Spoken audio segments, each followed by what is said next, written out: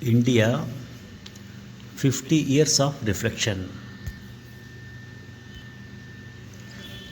50 years ago, about the time India became free, I lived in a small village outside London. And on Independence Day, when India made her famous tryst with destiny, I was making plans for a cycle tour of Wales.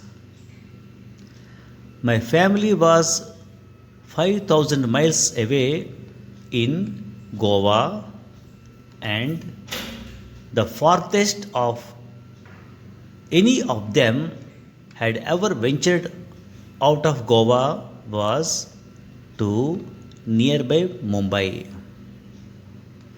50 years later, I am in Delhi, 1,000 miles away from home.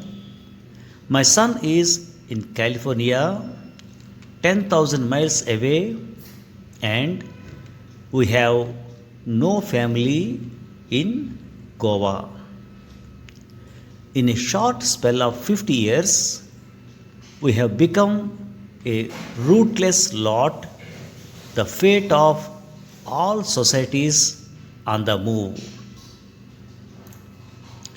50 years from now, there may be very few of us in India. They will be roaming the earth as only Westerners used to do, and many of them may not even know that they came from Goa. This is now true of most middle class families in India, few of whom do not have a member or two living away from their hearths. It is certainly true of city based families. A quarter of people in India's teeming cities are outsiders. They were certainly not born there. Mumbai used to be a Maharashtrian city before independence. No more. Even Pune, that quintessential of Maratha cities, is getting less and less so. And in tiny Goa, every fourth person is an outsider.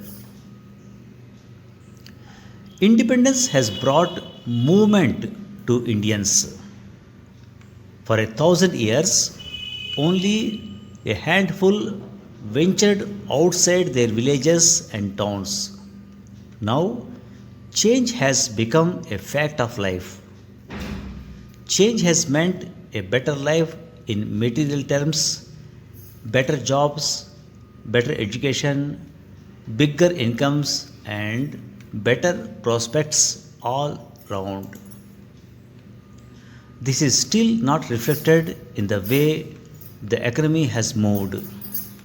It is true that India has not done as well as other countries in Asia, but it has done much better in the second half of the century than it managed to do in the first half.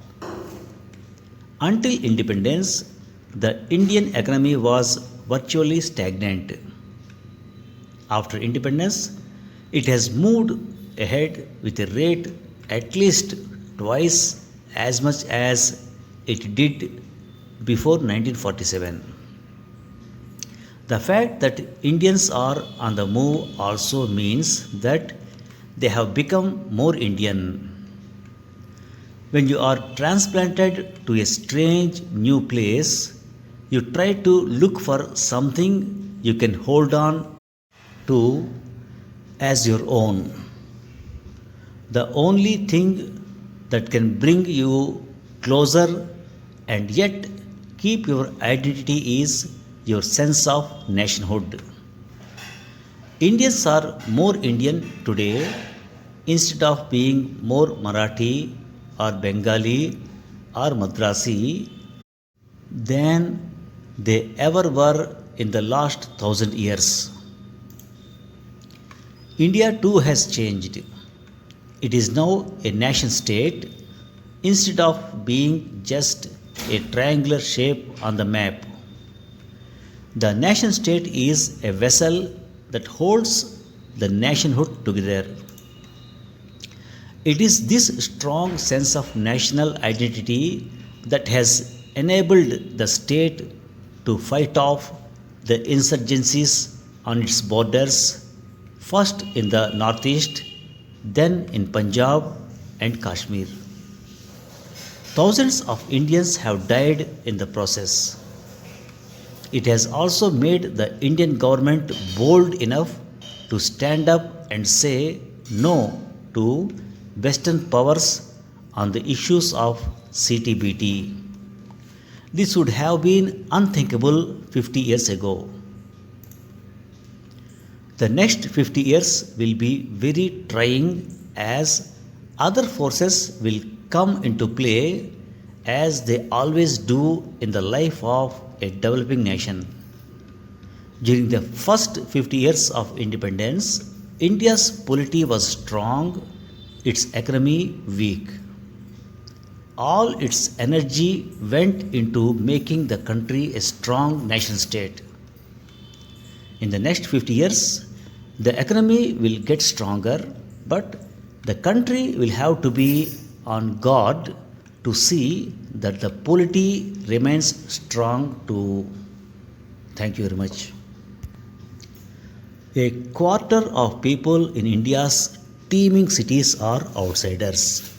Teeming, T-E-E-M-I-N-G. Teeming means be full of, overflow, abundant. Teeming means be full of, abundant or overflow, especially with living things. Even Pune, that quintessential of Maratha cities, is getting less and less so. Quintessential, Quintessential. Quintessential means perfect example. Thank you very much.